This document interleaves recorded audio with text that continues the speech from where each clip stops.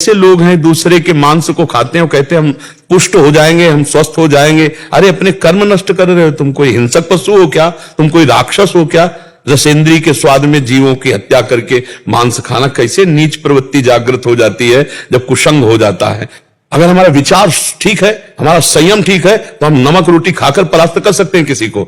और विचार और संयम ठीक नहीं तो शरीर चाहे भले बना लो, तुम में बल नहीं आने वाला, ना अध्यात्म बल आने वाला है, ना शारीरिक तेज बल आने वाला है। जिनके दिमाग में बैठा हुआ है कि अंडे में खाने से बल बढ़ता है, मांस खाने से बल, भूल जाओ। संयम से रहो, पवित्र भोजन करो। तुम बांध लंगोटा बचा के इंद्री कभी न देखा पर नारी, धर्म के टुकड़े खाकर भैया चढ़ी बदन पर तैयारी। अगर वर्जिश करो, व्यायाम करो, पवित्र भोजन करो, संयम से, अभी दैवत तो आ जाए। कूड़ा करकट शरीर को किए बैठे इंद्रियों से और कहते हैं हमारे भाग्य में यही भगवान की इच्छा नहीं, काले कर्म ही सुने, मिथ्या दोष लगाए। ये बिल्कुल छोड़ दो। किसी को ये समझ में आता है मांस बल देता है तो भूल जाना, तुम्हारे पुण्यों का नाश करके तुम्हारी दुर्गति करा देगा। जो इस भाव में है ना, जीव जंतुओं को ऐसे रांध रांध के खाते हैं, दुर्गति का ये बहुत कृपा है जिनकी हमारी बात समझ में आ जाए। अभी जो खाते हो छोड़ दो, भगवान अभी क्षमा कर देंगे। आगे समझ लो, तुम्हारे चुटकी काटे कैसा लगता है और उसके शरीर में चाकू चला रहे हो, वो जीव नहीं है क्या? वो तड़प नहीं रहा है, उसको आग में जिंदा भूंज रहे हो, तुम्हें भगवान भूंजेंगे। अवश्य में वो भोक्तव्यम कृतम कर्म शुभाशुभम, इसी जिंदगी में भोगना पड़ेगा। ऐसे कैंसर आदि भयानक रोग, ऐसे सड़न वाले लोग, ऐसी मानसिकता सड़न वाली, ये नर्क की जिंदगी होती है। और प्रफुल्लित भगवान के चिंतन में धर्म पूर्वक चल रहे, शरीर स्वस्थ है, कितना देवत्व जीवन है। यही जीवन नरक और स्वर्ग यही भोग लो, यही देख लो। इसलिए बहुत सावधान, डरवाओ मन को। ये जो हम बातें कह रहे ना, उसको डरवाओ। किसी भी जीव की हत्या मत करो, किसी जीव का मांस मत खाओ, कोई पराई माता बहन की तरफ गंदी दृष्टि मत करो, नाम जप करो, धर्म पूर्वक चलो, गृहस्थी में हो, अपने धर्म की सीमा में रहो, अभी आनंद आ जाएगा। उसमें कोई पाप थोड़ी है। मान लो अपनी पत्नी, अपने पुत्र, अपना परिवार, उसके जो धर्म है, उसके नियम है, उसके अनुसार चलो प्यार से, कोई परेशानी नहीं। अधर्म आचरण नहीं, अधर्म आचरण से कभी किसी को सुख नहीं मिल सकता। ये बात दिमाग में बैठा लो। और ये भूल छोड़ दे कि किसी के आशीर्वाद से हम करेंगे पाप और वो कर देगा आशीर्वाद, हम सुखी हो जाएंगे। ऐसा कोई त्रिभुवन में नहीं है कि पापी को कोई सुखी कर पावे। पाप छोड़ो, धर्म में चलो, सुखी हो जाओगे। जो पूर्व पाप है भगवान नष्ट कर देंगे, प्रारब्ध भोग भोगना पड़ेगा। और खूब नाम जप करके आनंदित हो जाओ। क्यों भाई? हाँ, थोड़ा कड़वी लगेगी, लेकिन कड़वा इंजेक्शन है ये, तभी आपको उठाएगा। अरे उठो, बहादुर हो, भगवान के अंश हो, तुम सब कुछ कर सकते हो, सब कुछ कर सकते हो। जब हम बोल सकते हैं तो गाली क्यों बोले, अच्छी बात बोले। जब हम चल सकते हैं तो गलत मार्ग में क्यों चले, सच्चे मार्ग में चले। सच्चाई से चलोगे अभी आनंद आ जाएगा। ठीक है, निराश मत होना, पहली बात है। हमारे जीवन में निराशा नहीं उतरनी चाहिए। 1000 बार हारूंगा फिर भी हम ताल ठोक कर आगे ही बढ़ूंगा, पीछे नहीं हटूंगा। हारना कोई बड़ी बात नहीं है, लेकिन गिर जाना ये बड़ी बात है। गिर के पड़े रहना ये बड़ी बात है। नहीं, ऐसा नहीं होना चाहिए। हम हार गए ठीक है, लेकिन हम प्रयास करेंगे, एक दिन जीत जाएंगे। जब क्रूर, हिंसक, पापी, बेविचारी भी महात्मा बन सकते हैं तो आप क्यों नहीं बन सकते? जब नीच पापाचरण करने वाले भगवान को प्राप्त कर सकते तो आप क्यों नहीं प्राप्त कर सकते? आप उठिए, जागिए, अपने स्वरूप को पहचानिए, अपनी ताकत को पहचानिए। आप में विशेष पावर है क्योंकि भगवान के अंश हो। जी,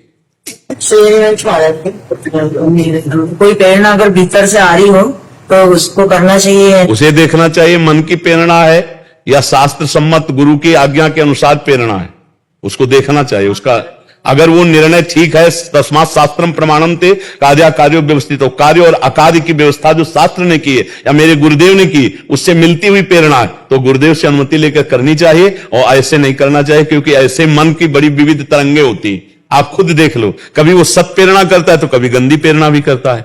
तो अगर हम उसकी प्रेरणा को मानेंगे तो फिर हम गलत हो जाएंगे। हमें देखना, प्रमाणित करनी है कि अंदर की प्रेरणा शास्त्र सम्मत है, सदगुरु सम्मत है कि नहीं। अगर है तो मान लेते हैं, नहीं है तो उसको हटा देते हैं। महाराज जी, जैसे आ रहा है कि उससे पहले माला करने से पहले गुरुदेव का, जैसे इष्ट का नाम लेने से पहले मंत्र में गुरुदेव का नाम लो आप। ये तो सिद्धांत है ही है, ये तो सिद्धांत है। ध्यान मूलम गुरु मूर्ति, पूजा मूलम गुरु पदम, मंत्र मूलम गुरु वाक्य। कोई भी भजनानंदी पहले गुरु को ही प्रणाम करके तो भजन करेगा, क्योंकि भजन भी गुरु द्वारा दिया हुआ है, माला भी गुरु द्वारा, तो गुरु का ही है, तो सबसे पहले गुरु का ही तो ध्यान किया जाता है। और महाराज जी, एक प्रेरणा आ रही कि सबसे पहले श्री हरिवंश शरणम मम की पहले एक माला हो, उसके बाद ही गुरु मंत्र की माला हो। उसमें ये समझना है कि श्री हरिवंश चरण शरणम कहने की जरूरत नहीं है।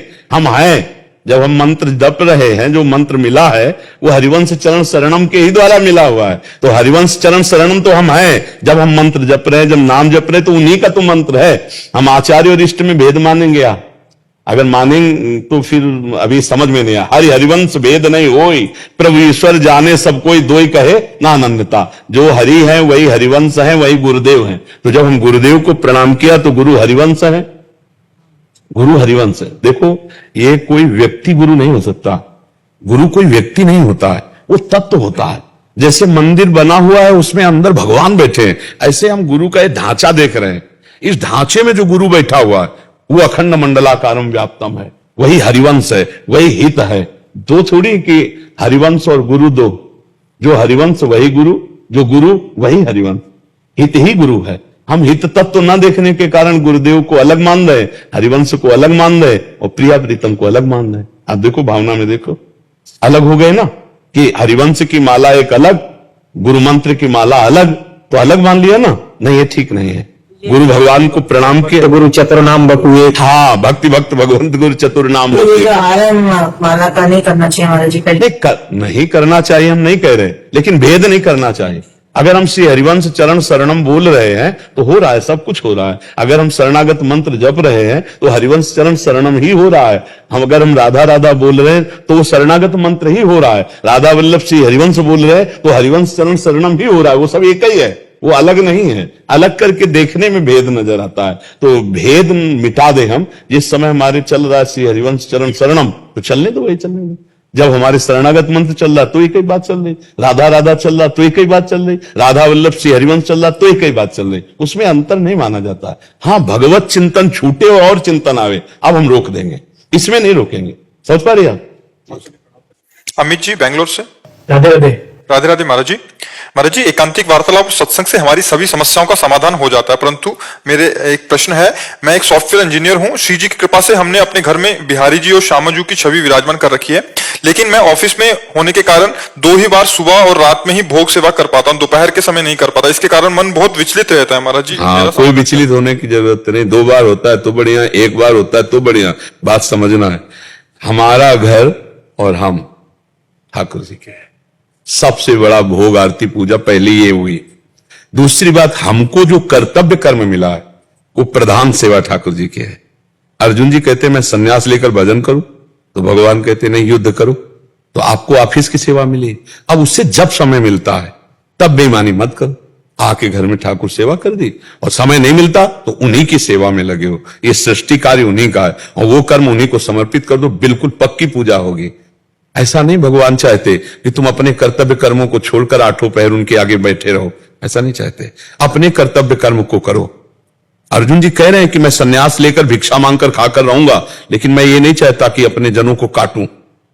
भगवान ने कहा नहीं, इस समय धर्म युद्ध आया है, तुम्हारा परम कर्तव्य है, तुम गांडीव में प्रतिंचा चढ़ाओ, इनको मारो। अगर तुम्हें लगता है कि मैं मारूंगा तो देखो, मेरे द्वारा ये मारे जा चुके, निमित्त मात्र केवल तुम हो। तो कर्तव्य को भगवान वहां प्रधान बात की, कर्तव्य पूजा पर विशेष जोर दिया। तो हमको कर्तव्य पर ध्यान देना। सुबह जब चले तो भोग आरती कर लिया जो समय मिला, रात्रि के जब आए तो भोग आरती कर लिया, प्रणाम कर लिया, खाया पिया, सो गए। जब वहां कार्य में रत हैं तो नाम जप करते हुए अपने कार्य में रत हैं। ईमानदारी से कार्य करो, बेईमानी मत करो, यही भगवान की पूजा हो गई। और मस्त रहो, हर समय भगवान की पूजा श्वास श्वास हो रही है भाई। जब नाम जप कर रहे हो, धर्म से चल रहे हो, और खूब बेईमानी हो, गंदा कार्य हो, फिर आके सोने का छत्र चंवर कुछ ठाकुर जी वो उससे प्रसन्न होने वाले नहीं है भाई। ठाकुर जी इससे प्रसन्न होने वाले हैं क्या? कभी नहीं स्वीकार करेगा ठाकुर, कभी स्वीकार नहीं करेगा। मेहनत की कमाई, धर्म की कमाई की, अगर ज्वार की भी रोटी का भोग लगा दोगे तो बहुत बढ़िया ठाकुर जी पा लेंगे। तो चैन से, आनंद से, ये भगवत मार्ग आनंद का है। ये